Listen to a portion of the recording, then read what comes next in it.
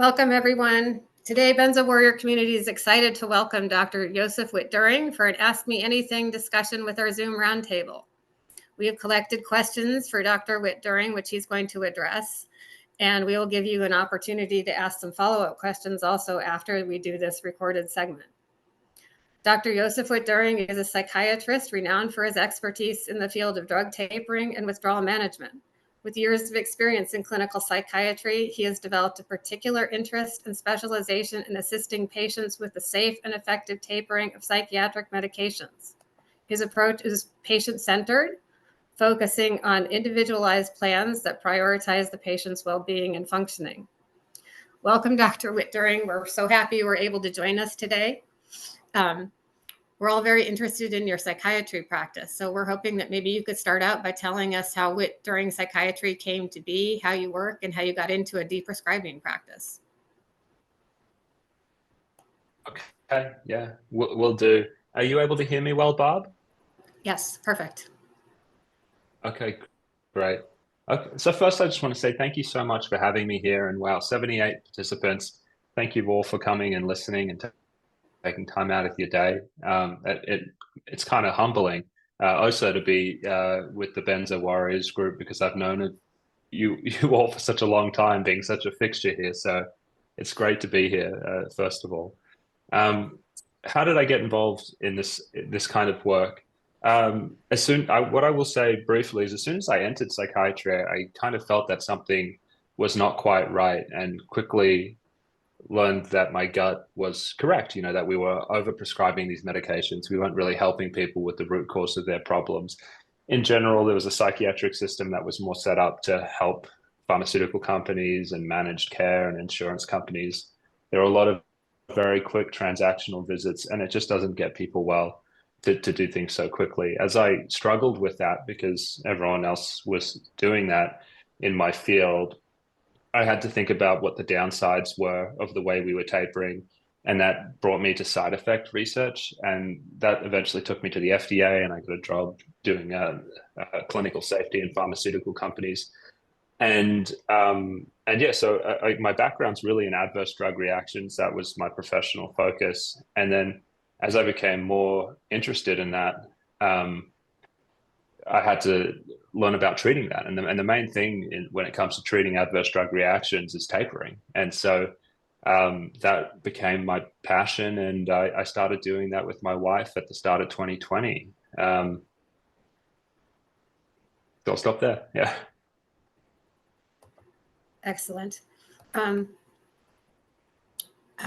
We all noticed, I think we're all kind of aware that you're licensed in a whole lot of different states. Can you tell us a little bit about how that came about, why you chose to operate that way?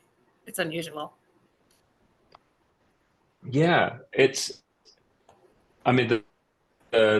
truthful answer is for a long time, I was moonlighting for a telepsychiatry company, and they just licensed me all over the country to work in emergency rooms while the practice was growing. And so I got to use the licensure in those states to do that. If you look at the website now, you'll see that we're kind of honing down to focus on the larger states. So it's California, New York, and Texas where we're operating, and soon to add Florida. Great. I want to ask also about the scope of your work with people who are tapering benzodiazepines in particular. I know you deprescribe psychiatric medications generally, but because this is a benzo group, I'm kind of curious, what your population looks like, how long you've been seeing people tapering benzodiazepines in particular, anything that jumps out about kind of the population that you see. Sure. Yeah. The population that I see, initially when I first started practice, I saw a lot of people in protracted withdrawal. It was like that for the first 2 years, but now as awareness has been growing, I'm actually getting a lot of people who don't have protracted withdrawal, or they don't have severe protracted withdrawal. They're aware enough about it, and they're coming earlier now than they used to. As many of you are probably aware, there's not much that you can really do about protracted withdrawal apart from making sure it doesn't get any worse by rapid tapering or exposing people to drugs. So for a long time, that's what I did. I kept the patients safe who had protracted withdrawal and provided a lot of reassurance. And really, the treatment for the severe protracted withdrawal is it's mainly coaching. Truthfully, there's sometimes I have a lot of people not even on medications anymore. But even if they are on medications, that's such a small part of it. It's about how do you live, the best life that you can while you're seriously hurt, so that you're not so focused on the symptoms. And so it was very interesting that a lot of the work was actually coaching based support, reassurance, working with them to live with their symptoms. Now I actually do a lot more technical work because I'm having people come to me with multiple different medications and trying to unwind that in a way that makes sense and isn't too destabilizing. So I see two things that I do. I see the people where I'm really active with their taper, and there's actually a lot technically going on. But then there's also a huge coaching component, which is with the people who have been injured and then keeping them going. So following up on that, how do you live the best life that you can while you're injured and not be so focused on the symptoms? Do you have some kind of broad principles that you would be willing to share about how people might do that? Yeah, that's sure. I can definitely share some broad principles in that. I'll speak in generalities. I know not everyone's injury is the same, and maybe some of what I'm going to say might sound unempathetic to people with the suffering going on, but I assure you, I spend a lot of time talking to people really, really unwell. But there seems to be a process that happens when someone gets a brain injury like this. And I've talked about the 5 stages of grief before, where initially there's the chaos of denial, like what happened to me, is this real? Where you run around and see practitioners. It's quite easy to support someone through that. Go and do your due diligence, make sure nothing's been missed, educate them about the condition so they can come to accept it. There's also a big anger phase as well in there, where it's just like, people go down the rabbit hole and they realize how, maybe they start thinking, I can't believe my doctor did this to me, but eventually they find out, oh my God, there's so many doctors out there and health professionals with this condition as well. And it's just a very dysfunctional system. And then there's phases where they start to look into supplements and stem cells and flumazenil and different things like that, because you get to the point where it's just like I will just not accept being in this pain, and that's just a completely natural thing to do everything you possibly can to try and escape the suffering. And so during that phase, I try and make sure people don't do anything harmful, but I'm mostly supportive of things if I think they're safe. And then there's a huge component of it eventually where the grief of the whole situation settles in, and it's like, okay, I've been on the online forums, I have a few friends, I know I need to probably buckle up for a couple of years and ride this through. And then at that point, I find myself doing a lot of family work. What's the impact that this is having on your spouse? How is your marriage going? And really at an individual level, kind of troubleshooting, what does your spouse need to be able to help you get through this? There's eventually a point where people need to start rebuilding their lives to the extent that they can. A lot of people come to me, they've left their jobs. They're not doing anything that they enjoy anymore because they've been hurt, but eventually it settles down a little bit, and then they can be extremely afraid to do anything, whether it's going on a vacation with their spouse or family or re-entering some light work. At that point, I try and encourage them as much as possible to do so, because it's very, there's also a depression. It's not just that you've been hurt, it's just that your life has been snatched away from you. And so how do we support you re-entering the world so you have these things that you naturally feel good about, and you feel just there's some healthy distraction in there. So what else? I think that's a good overview. I mean, those are the types of things that that I'm doing, but I tend to push people to do as much as they can. I know some people are worried about the effect it's going to have on their nervous system. I tend to think just it's safer to kind of actually push a little bit more to have people do as much as they can to combat the really dense depression that can set in with this. Thank you. That's so wise to break it down into those phases, because it's true. We see that people need really different things at different points in time in this journey. So coaching them through that, I could see that would be hugely helpful.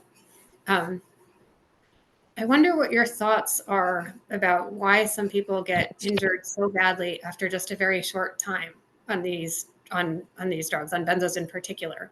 So we have a question from one person who was taking a benzo as needed for the first month and a half at 0.25 milligrams of Klonopin, and things started to go wrong then.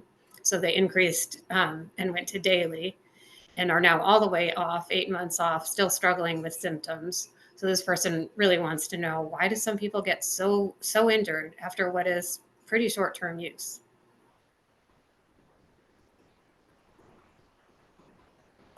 I don't have an answer for that. I'm really sorry. It's completely random, and it's not linked to just benzos. I mean, I help people with antidepressants as well, and I have similar stories from them. Sometimes after just 1 or 2 doses having a neurotoxic reaction. I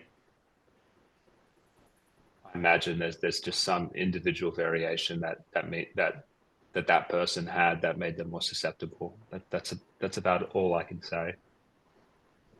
So let me follow up directly on that. And again, you may not be able to answer this one, but a couple of us are working on what is profiling, trying to determine characteristics of individuals who will have the really terrible withdrawals.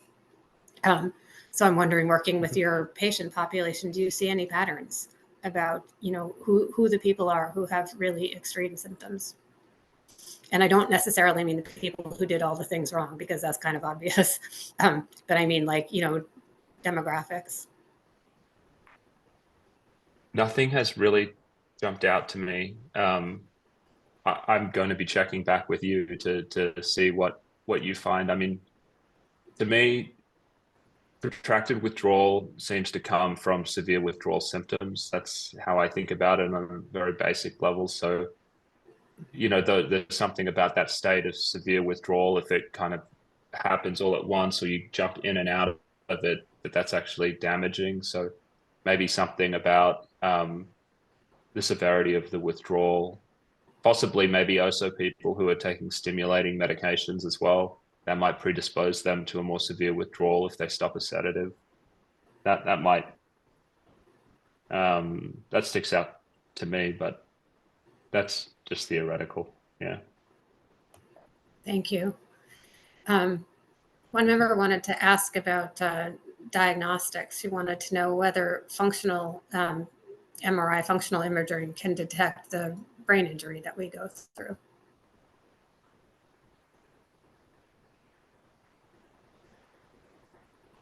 I think it's actually possible.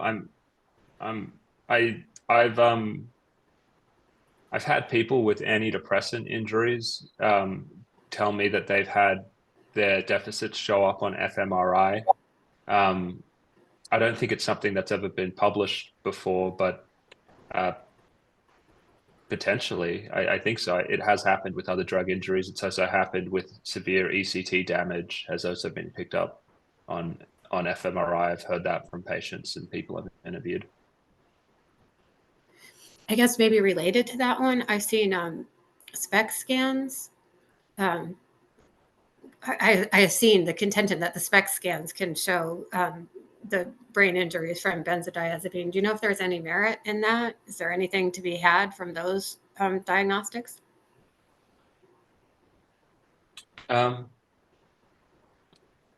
Well, I don't think it's going to lead to any change in treatment decisions. I mean, I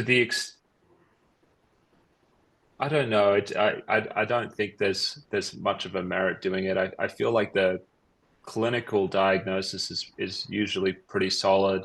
If you have that cluster of symptoms and they emerge, 1 to 3 months after, abrupt benzodiazepine, withdrawal, that to me seems pretty good. And then if you start to have that wave and window pattern afterwards I think you probably get most of the way there diagnostically. I don't know how much more a spec scan would add. A good point. A few of our population have concussion kinds of injuries, traumatic brain injuries, as well as benzodiazepine withdrawal. So one of those people asked the question, can post-concussion syndrome mimic benzo withdrawal? And I guess maybe a related question would be, how do people distinguish what is what? And they're dealing with both. Yeah. Traumatic brain injury presents in different ways, and this is not really my specialty. I kind of only know about it because it happened to my daughter actually, and so there's a lot of sedative problems, poor concentration, there's irritability. She recovered well, by the way, but after she was hurt, that happened. And I was looking into it at that time, and there's all of the there can be memory problems, long-term personality change. I mean, those are the things I think of with TBI, but then also TBI is really complicated, right? You could have a TBI that affects the frontal lobes that would impair executive functioning more. If you had a TBI at different areas of the brain, maybe you would have, more headaches and different symptoms. Headaches is also a really common thing in TBIs. Teasing that out from the benzo injury, like what do I see with benzo injuries commonly? I see a lot of persistent ear ringing, light sensitivity. Also, they have this kind of headaches, and then they have that. A lot of times there can be a very bad neuropathy in the hands and feet with a lot of numbness, tingling, and pain. Sometimes like swollen purple feet and dysautonomia things and the racing heart rate. So if someone is experiencing new onset of those symptoms and then they're following the wave and window pattern, that seems more like a benzo injury than the TBI issues, which seem to be more persistent and chronic and stable. So that was my best attempt at just kind of talking through how I would think about distinguishing the two. Mm-hmm. Fair enough. I have a follow on because you were on the waves and window pattern, which of course is characteristic of withdrawal. But I want to point out a significant number of people in the community don't have windows, or at least they don't recognize themselves as having windows. So I guess I'm wondering, do you have any advice for that population? Does that mean something has gone horribly wrong, or what particular advice do you give to the person who doesn't recognize themselves in the windows and waves pattern? I have some people who don't have any windows. To me, and I'm fairly new to this, so a lot of what I learn about this is from the people I work with. I work with Nicole Lamberson and Chris Page and some other folks out there who do a lot of this work. They haven't told me that that they think that's means they have any worse prognosis long term. And from what I've seen from the people who don't have that pattern, just clinically, they tend to also just recover gradually. So I don't think it makes a huge difference. I wouldn't say that you need to feel any less hopeful for recovery if you're having just more dense symptoms that are there persistently. That's so reassuring. Thank you. I want to ask about movement disorders. One member wanted to know whether benzodiazepines can cause movement disorders. And I think we certainly know we see akathisia in the community sometimes. Are there other movement disorders that maybe you could pin on benzodiazepines in particular? The main ones I think about like the internal vibrations a lot of people report with the benzo injury, and sometimes they actually shake. You know, when I've done physical assessments, I can feel the tremors on people. I can see the eyelids kind of shaking. Those would be the main the shakes, the main things that I see with the benzos. Um, but what I will say is, you know, if you put this question in, or if you've had a movement disorder and it occurred clinically in a way where it looked like it was related to the benzo, sure, you know, sure that may be a possibility, that it's related if it happened with the whole constellation of symptoms of the protracted withdrawal injury. But mostly what I see is internal vibrations, like fluttering of the eyes and some tremors. I want a quick follow up on that one. I have always wondered, mostly I gave up asking what was going on with these symptoms and sort of learned to just accept them and go with them. But the internal vibrations, that one always puzzled me. Do you have any idea what the heck is going on when people are, you know, they feel the really intense internal vibrations? I mean, there's something that's going. I'm not sure, but it fits with the other symptoms that I hear people complain about. Sometimes they have this pain around their ribs, and they'll say they feel this kind of writhing, twisting, kind of muscle pain in there. I know the benzos, they're used a lot for spasticity and multiple sclerosis and Huntington's and progressive muscle problems, and so they definitely have this relaxant effect. And so when I think about the muscle problems and all of that, it just makes me think that the damage that occurred during the protracted withdrawal injury, you know, it's also affecting, you know, muscle relaxation, muscle functioning, and it's causing these tremors and these kind of writhing muscle feelings. I always thought of like the muscle things as a little bit distinct from the vibrations. Like yeah, because I had intense muscle spasms, all kinds of horrible muscle things going on. And in fact, I had used Valium as a muscle relaxant. That was why I got put on. But the vibrations, it's so different. It feels like you're stuck on a washer in the spin cycle, but you're just stuck there for like maybe days at a time. Yeah. Let me move on. I want to ask one. I know you were part of a legal settlement in the U.S., a big six-figure settlement against a prescriber. I forget exactly what role you played, but I remember you talking to a client about her settlement. So one of us would like to know whether you have advice for the people who'd like to pursue legal action against their prescribers, possibly for violating the 2020 black box warning, or maybe otherwise violating what maybe might come to be seen as the standard of care. And related to that is, I guess, a central question legally is, what do we now understand the standard of care to be when it comes to prescribing and deprescribing benzodiazepines? Yeah. Okay.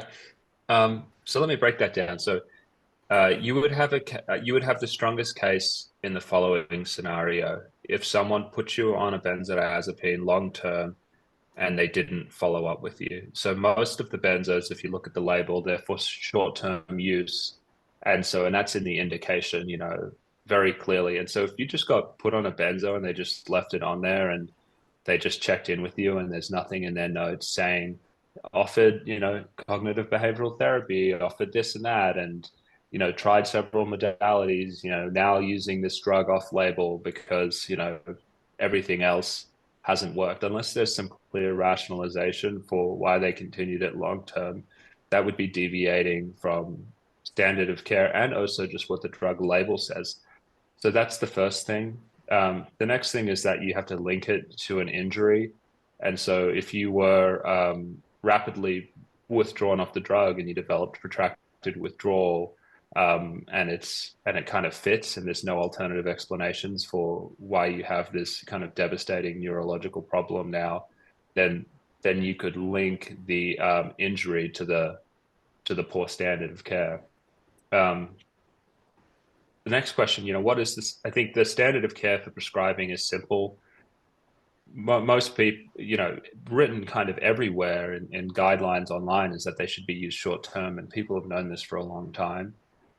So that's pretty straightforward. but the guidelines for tapering are actually really, really up in the air and quite bad. But that's likely going to change. I know FDA and substance abuse government agency people, I think they're working on new guidelines now, which should be authoritative and definitive when it comes to how people should be tapered off.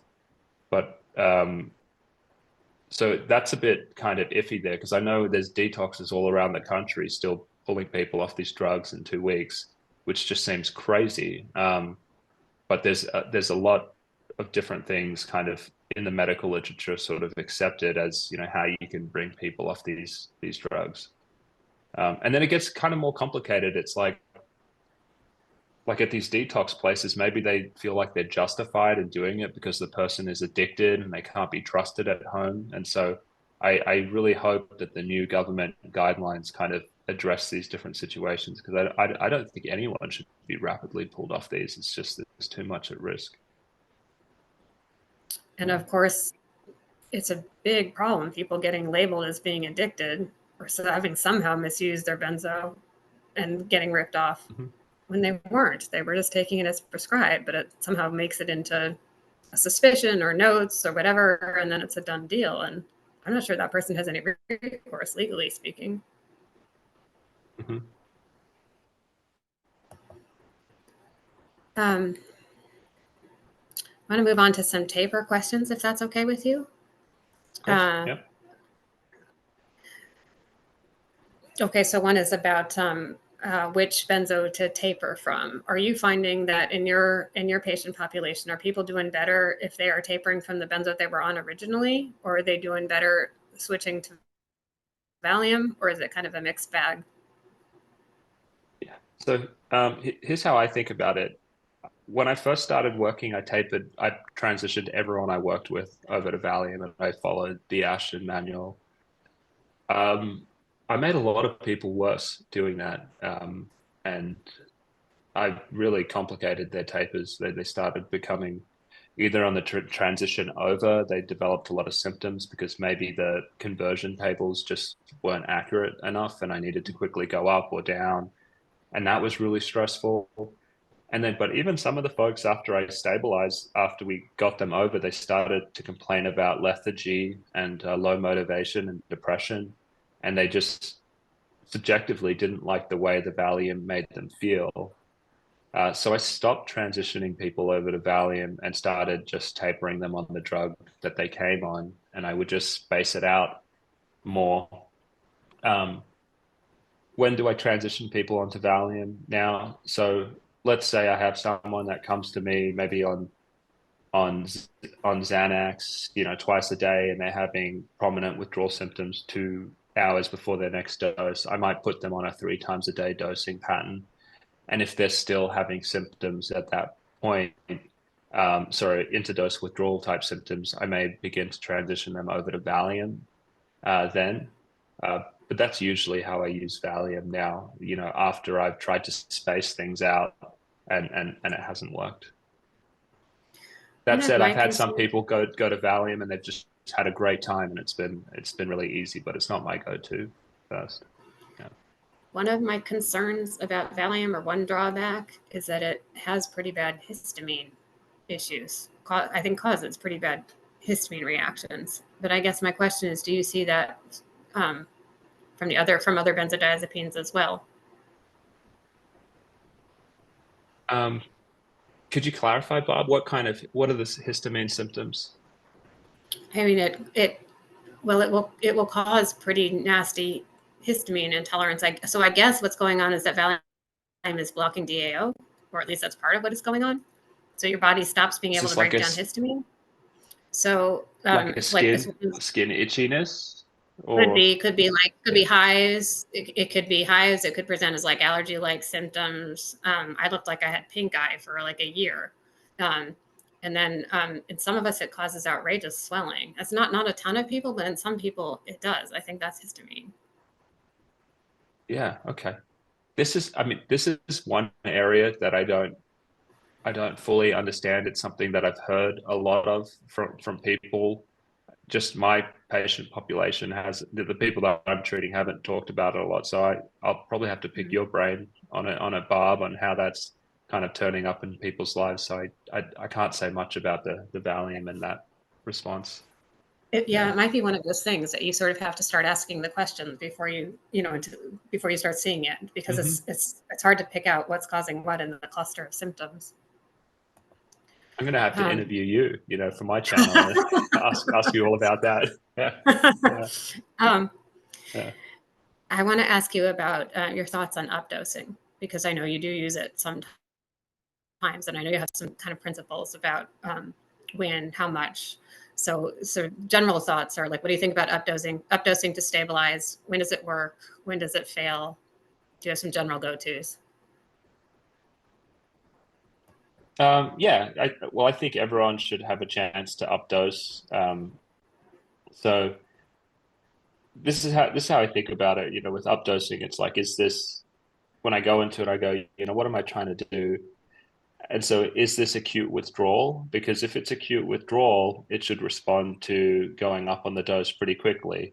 And so if you've just moved too quickly, you go back up on the dose, and I expect it to stabilize usually within like 5 days or so, or at least be trending in that direction.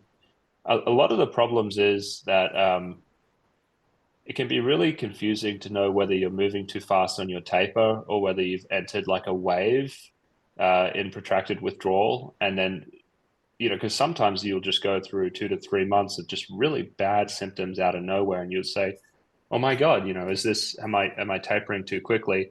And in those people, how much do you want to updose? Because it's not really going to do much. You might go up and then it hasn't done anything. Then you go up again and wait 5 days and it doesn't do anything. At that point, if it hasn't done anything after 2 weeks and you're on a higher dose than you were maybe like a month or two ago, then it's starting to feel at least more like maybe we're entering a protracted withdrawal kind of wave.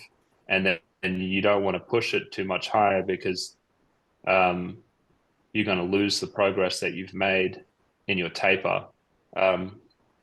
So updosing feels less,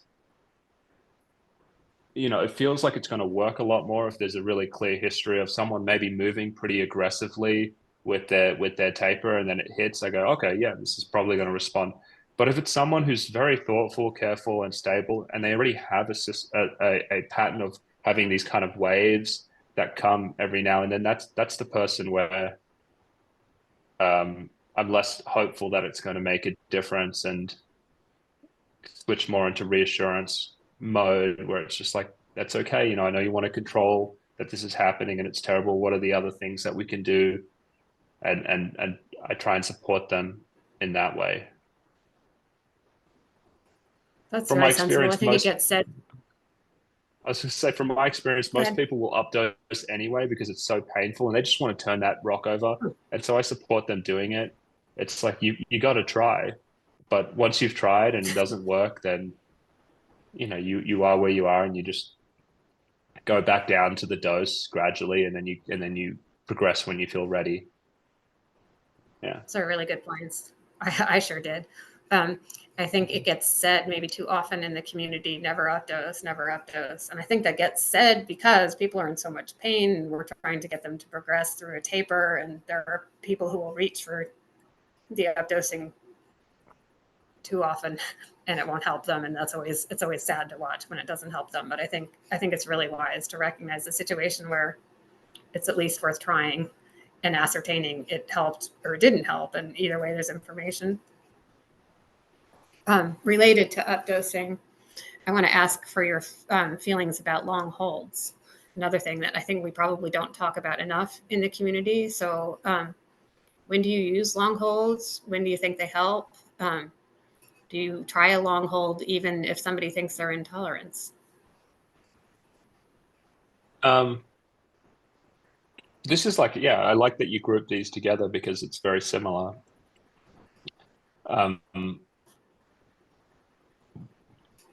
I'm guided a lot by my patients. We may be doing well on a taper, and then all of a sudden symptoms emerge. They say, I can't move anymore. Like this is really bad. We might have updosed and then it didn't work, and then we quickly tapered back down, and then we're holding. But then maybe 2 months go by, and it's just like, okay, I think we're in a wave right now. We have an option. We're going to accept this as the new baseline, and we're going to start lowering down and just see how things change in relation to this worsened baseline. Or you could keep on holding. I mean, every time this has happened, someone's come out of the wave. This is not a progressive condition. The wave always ends, from what I've seen. It's not like someone developed a wave and they kept on getting worse. I've never seen that before.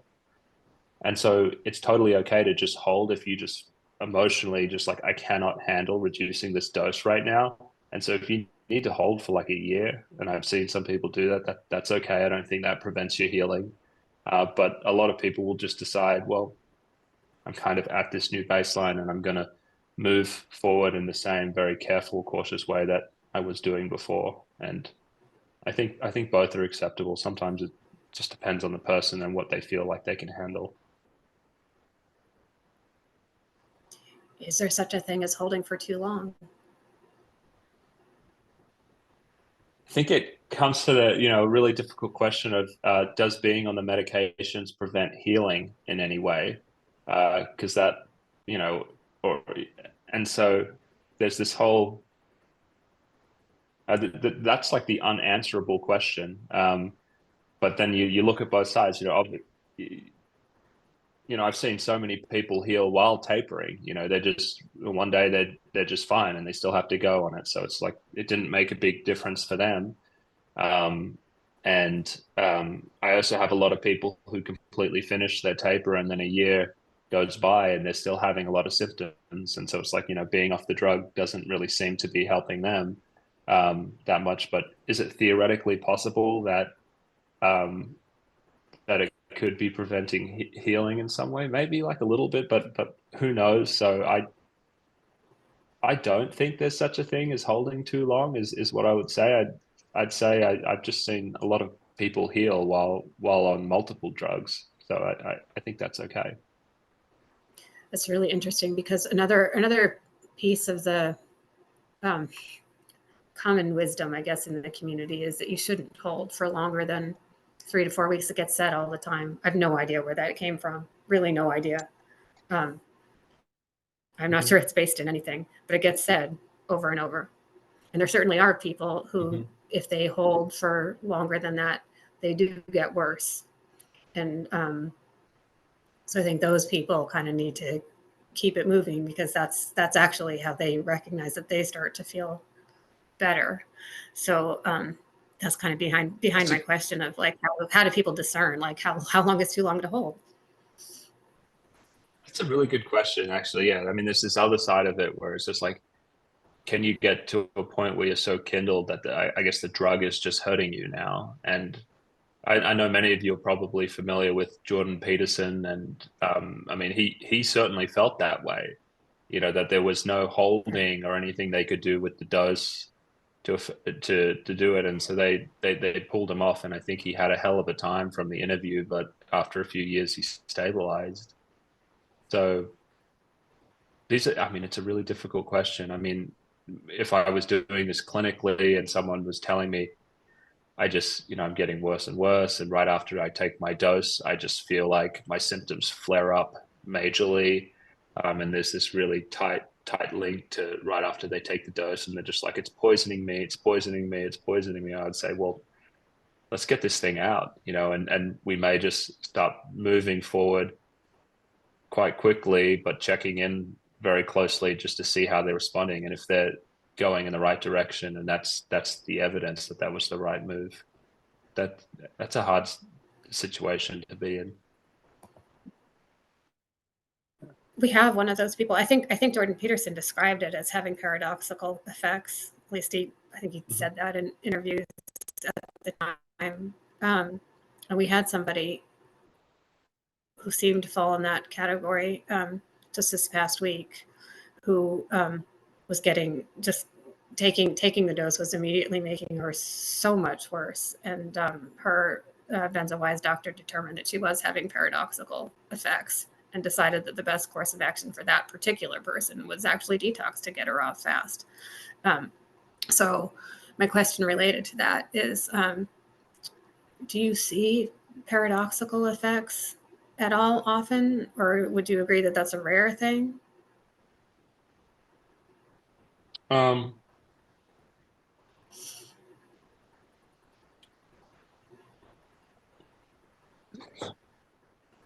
Let me think. I mean, I've seen people who get immediately worse after they take their dose. It seems to be in the minority of people.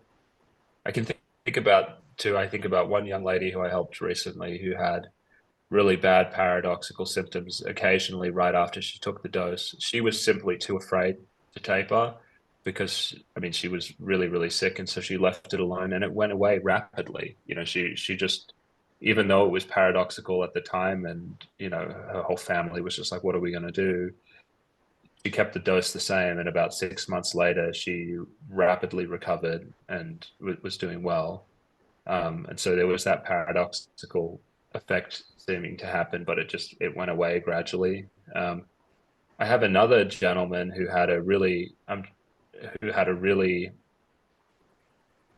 I mean, some of this stuff is so strange. We're doing a Valium taper, horrific protracted withdrawal with burning feet and things like that. And eventually he was just like, this isn't helping me. He had a lot of neuropathy, and he just like rapid tapered the last I think like 2 milligrams of Valium, and he was completely fine. I mean, he just not like he didn't get better, but he still had protracted withdrawal, but he didn't really suffer, this really bad withdrawal that many of us might expect would have happened. But he's still pretty sick. It's so hard. I wish I had a definitive answer on what you do in these situations, but they're really, really challenging.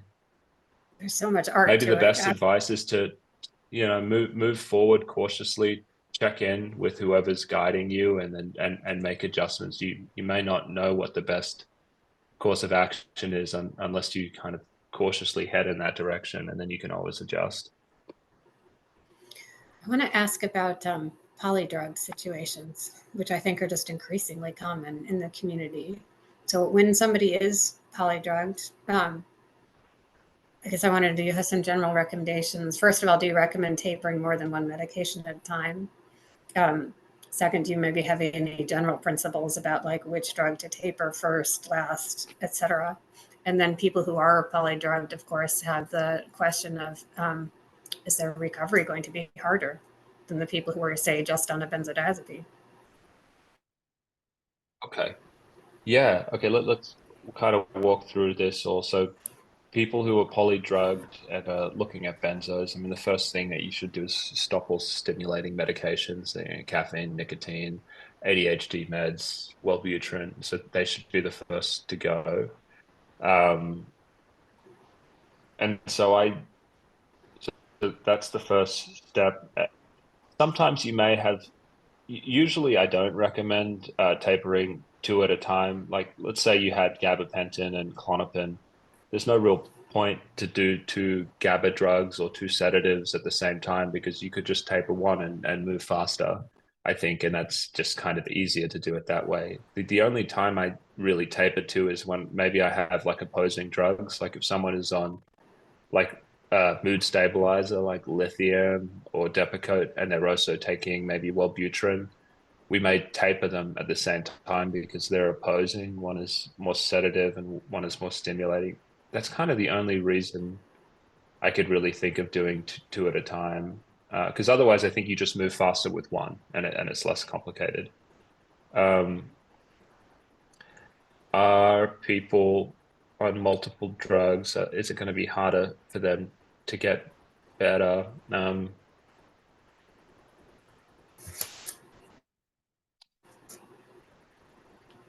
I guess probably, yeah.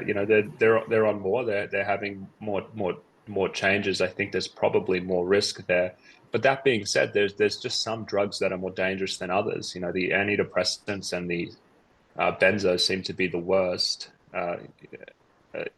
Antipsychotics seem to be less complicated. Mood stabilizers are less complicated. ADHD medications are very easy. So I guess it depends what drugs you're on. I'd say if you're on an antidepressant and a benzo, there's definitely, and by that I mean like an SSRI, an SNRI, or mirtazapine. Wellbutrin is much easier to taper. But if you're on those other three, then that can be quite complicated. And there's a lot of places you could go wrong. What about the situation where somebody is on a benzodiazepine and a Z drug? Which one do you have them taper first, and why? I guess whichever one they choose would be one way to say, because it doesn't really matter. But I might say maybe the Z drug, because they tend to be shorter acting, and I'd be worried about more interdose problems and things like that. And so I might just say keep the benzo where it is, taper the Z drug, and then we'll move over. Yeah, that would be my instinct too. It kind of makes me nuts that doctors prescribe, they'll have somebody who is tapering a benzo, and they will prescribe a Z drug because the person has insomnia. and then they are all the way off the benzo, and then they've got the Z drug to deal with. And as you said, it has a short half-life, and now they're contending with interdose withdrawal. It's a problem. There are a set of questions that there are a lot of questions that people are going to want to ask about symptom management. So let's start with this one's a little speculative. One of our members wants to ask, is there anything that is currently available or on the horizon that is kind of like something new that shows some promise for easing the suffering associated with benzo withdrawal just a little bit?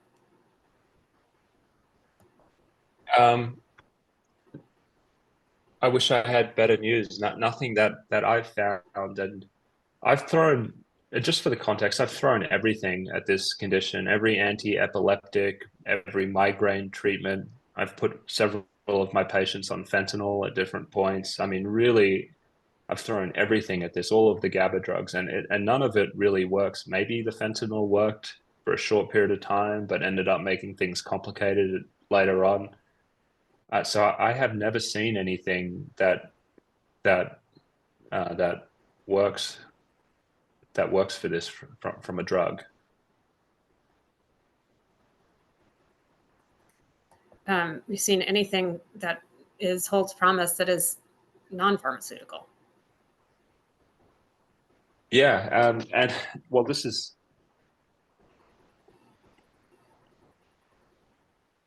I mean, many people find different things helpful, like different meditations and everything like that. But the main treatment for protracted withdrawal injury really is, going back to the things that I talked about at the start. How do you have, as enjoyable of a life as possible, or as meaningful of a life as possible while you're going through it, so you can hopefully be distracted from the chronic pain of the condition.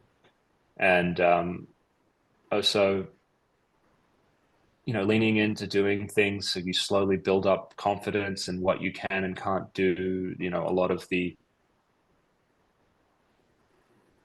really need to be doing things to learn where your boundaries are, and it can also build a lot of self-confidence and get out of to help you get out of the mindset of I'm too damaged to do anything. And again, this may sound empathetic. I know there's a phase where a lot of people are just bedbound, and that is, but eventually you can get to a place where you need to do your best to empower yourself to do as much as possible, because the distraction and living your life is really the main treatment for the symptoms of this. Yeah. Do you have any particular strategies to manage the intense dizziness that can come with withdrawal? Nothing that comes to mind. It will be so individual for the person to find things that work for them. Dizziness makes me think about, hydration. I mean, experimenting with water and hydration seems to be a good place to start, but it's such an individual thing. Yeah. And what do you tend to recommend for the person who's just desperate with insomnia during withdrawal?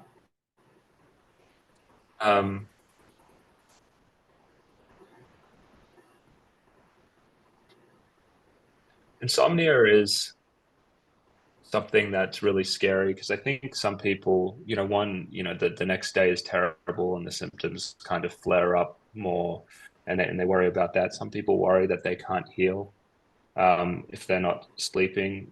And so I provide a lot of reassurance. I'm like, there are some people that I've looked after who swear on their life they didn't sleep for several months when this was going on, like not at all, or they had strange like half sleep where they weren't even sleeping. And what I tell my patients is they all got better. And so it ends up being, I would just give you, if you're having severe insomnia during this, I would just tell you that it's a part of the condition and it will get better. And then to just focus on the same principles, which is, don't be afraid of it. Try your best to not let it impact your life. I know, even though it is very demoralizing, but there's nothing really for the insomnia that I've found apart from going through it and just a lot of talk. This is okay. This is just part of it. I will get better. Um, and, and that would be my approach for the insomnia. I know that's going to disappoint a lot of people, but that's real talk. Thank you for that. Yeah.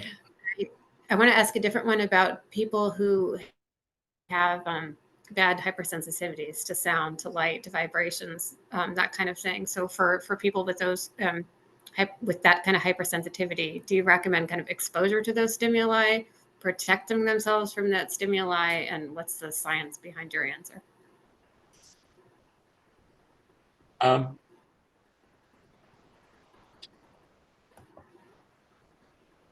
It's it's based on the individual. Again, I mean, my general gut feeling from doing this is I try and encourage people to expose themselves as much as possible.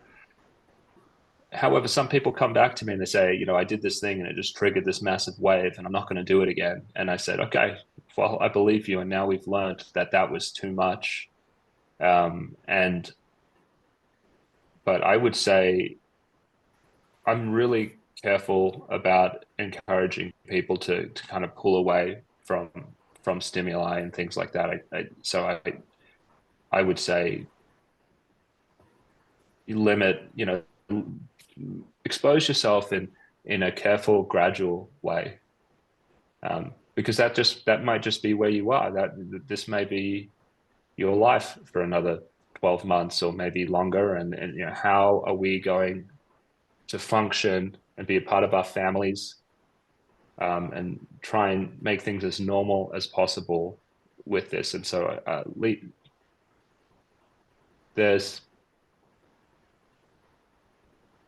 you need to learn that you may not be as fragile as you think you are. I know there's a lot of fragility with this, and you can get triggered really easy. You have to really find where that is, because you may not be as fragile as you think you are.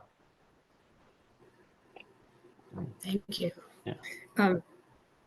I wonder how much you end up dealing with some of the gut issues that present during this, but I've got a couple questions that basically go to that. So one is about vitamin deficiencies, which is kind of a common thing that people develop some extreme vitamin deficiencies during this, and yet they will find themselves very, very sensitive to supplements. So they'll be trying to address the deficiency, but they'll really have trouble doing it because it will rev up their symptoms too much. So my question is, what do you recommend for those people who know they've got something to address, but are having trouble with a synthetic supplement? Oh, wow.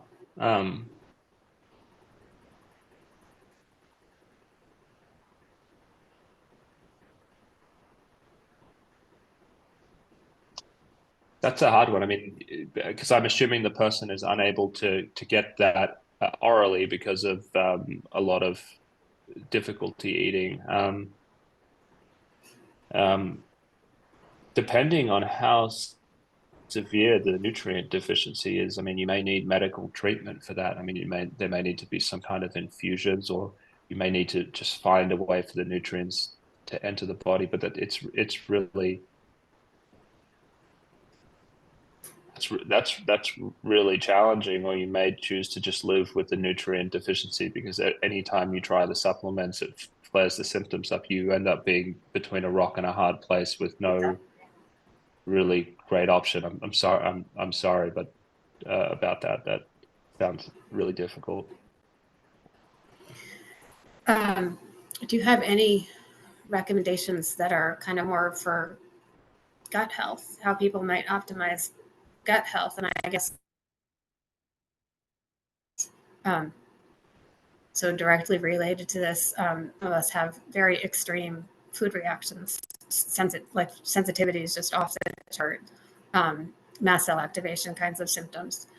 And my question is for these people, like, what can they do to try to improve their gut health in order to ease those symptoms? I would try an elimination diet. That's something that we recommend to a lot of people. There's no one diet that works for everyone. I have a lot of people doing plant-based, and then they say that's really great. But the main elimination diet is you remove gluten and dairy, and there's a few other lists of different, like peanuts and things like that, which are pretty easy to find. And you may just decide to experiment if you're able to. You may go to a carnivore diet, being the more hardcore version of the elimination diet, which some people have tried as well. And so you could play around with that. I have a lot of people who have tried keto and sworn that it has improved things for them. So you might need to try different diets to see if it's working for you. But then there's also been people who have chain smoked and eaten McDonald's and recovered from this as well. So I don't think it will be like the magic cure. It may improve things some, but the real cure is time. Thank you for that. I'm just going to ask just a couple other questions about kind of other medications, other treatments. One member wanted to know your thoughts on the trend towards psychedelics for treatment of mental illnesses. Some people are interested in psychedelics for PTSD after getting through the majority of their withdrawal. What are your thoughts on that?